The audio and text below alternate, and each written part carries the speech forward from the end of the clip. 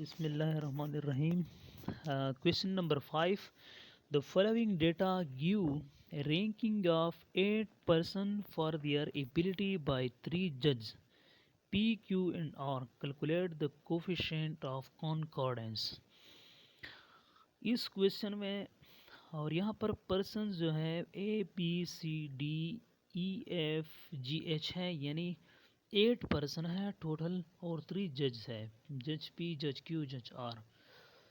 हमारे पास question given है, कहता है कि the following data give ranking of 8 person for their ability by 3 जज P, Q, R. Calculate the coefficient of concordance. तो सॉल्यूशन हमारे पास सबसे पहले given here the data given यानी give ranking of 3 person for their ability by 3 judges P, Q and R. यानी हमारे पास जो टेबल भी गिवन है, टेबल में तमाम तर इंफॉर्मेशन मौजूद है और ये बात भी गिवन है कि 8 पर्सन है, टोटल 8 बंदे हैं और इसकी सिलेक्शन 3 जजेस ने करनी है, यानी हर एक जज की अपनी अपनी राय होगी.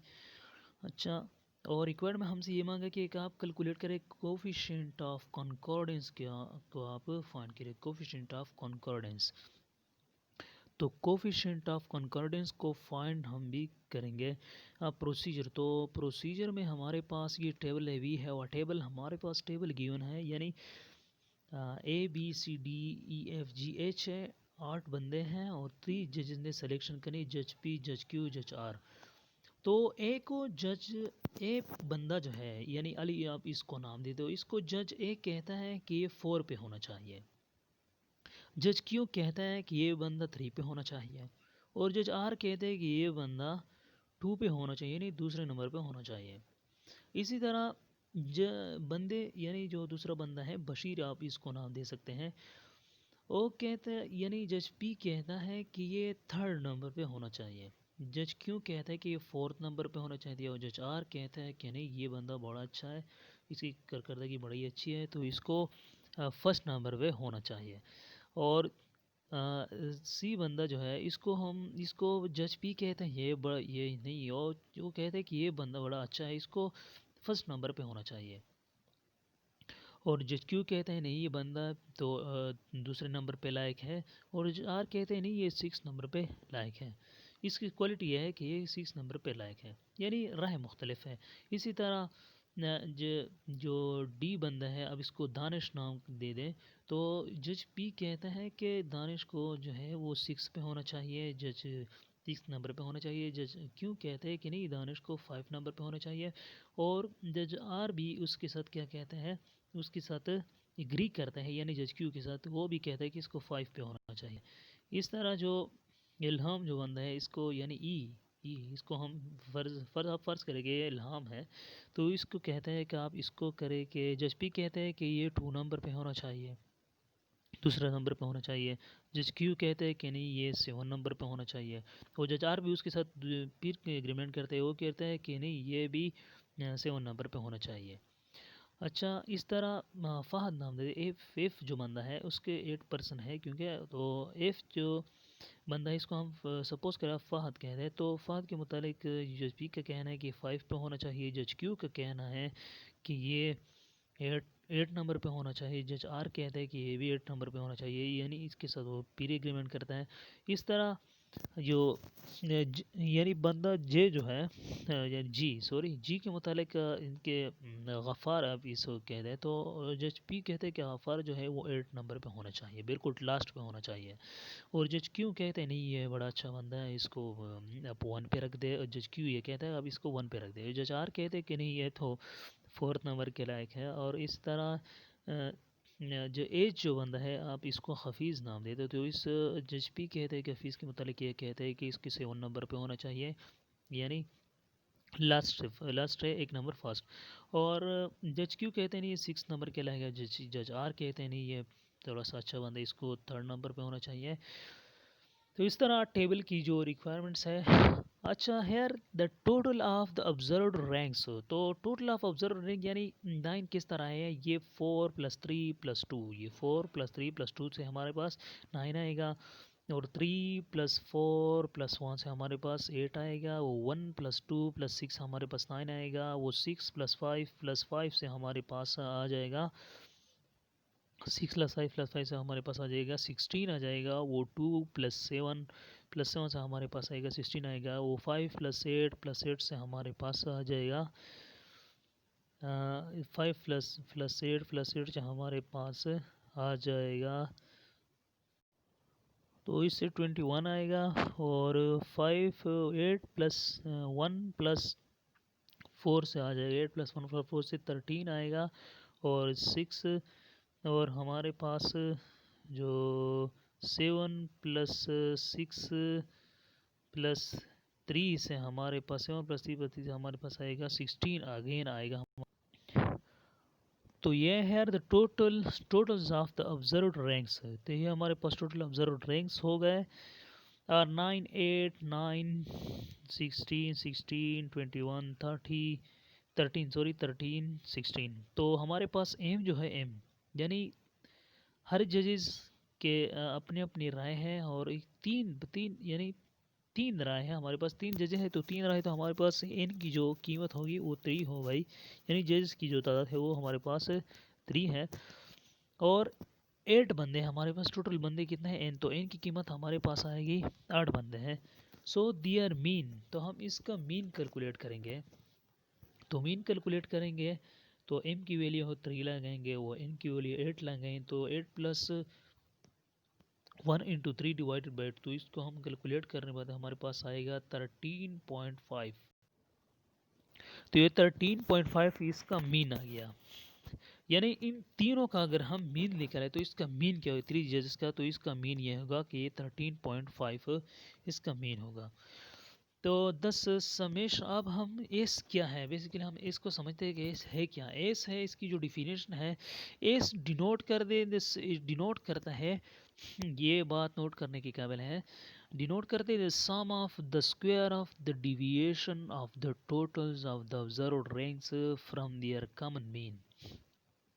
यानी S sum of square of deviation of the totals, यानी ये स्क्वायर ऑफ डिविएशन जो है, डिविएशन का जो स्क्वायर है ऑफ द टोटल, ये जो टोटल हमने कैलकुलेट किए हैं ऑफ द ऑब्जर्व्ड रैंक्स, यानी इन ऑब्जर्व्ड रैंक से हमने जो कैलकुलेशन किए हैं फ्रॉम देयर कॉमन मीन, इनका जो कॉमन मीन है। अच्छा, ये इस बेसिकली उस सम को डिनोट करते हैं, square of deviation of the totals of the observed ranks from their common mean. ये इस चीज़ को बेसिकली डिनोट करता है।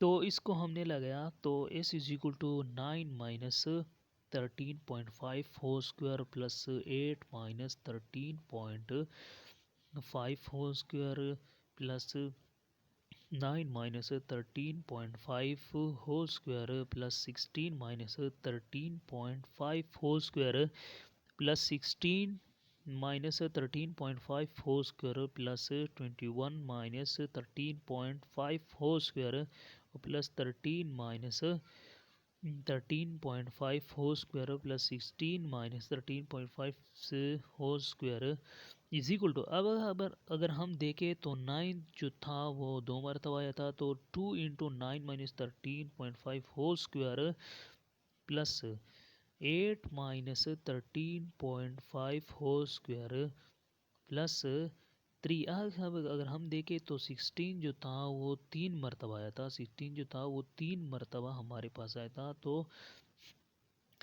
3 × 16 - 13.5 whole square plus 21 - 13.5 whole square और प्लस 13 - 13.5 होल स्क्वायर। तो हमारे पास is equal to 40.5 plus 30.25 plus 14.75 plus